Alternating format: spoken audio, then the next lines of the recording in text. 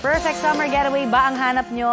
Aba, swak po dyan ang isang pasyalan sa Camarines Sur.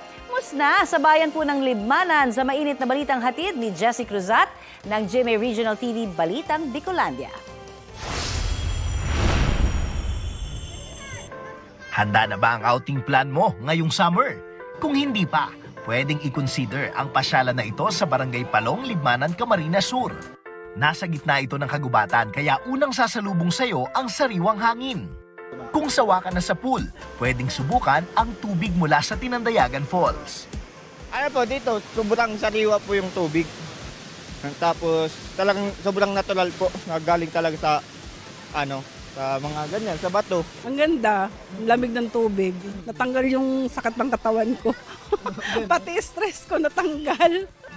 Sa Pilgrims naman, perfect ang 365 steps na Stations of the Cross patungo sa bundok ng Kalbaryo kung saan makikita ang ganda ng mga karatig bayan. Dakulang pasasalamat na araw kani ang nangyari sa Samuya. Siguro, dakula man siguro ang tabang kayan sa Samuya sa pagmukna mi kayan. Kaya siguro, tanawan siguro ni God ng values ang pagibo mi man kayan. Pwede ring mag-selfie-selfie habang naglalakad sa hanging bridge na ito. First time ko po. Pag-abot naman sa tao kasi bago mahibi na ako. Di ko nakakahali. Maliban sa bike line, meron ding zip line at rappelling. Perfect sa mga adventurous at risk taker.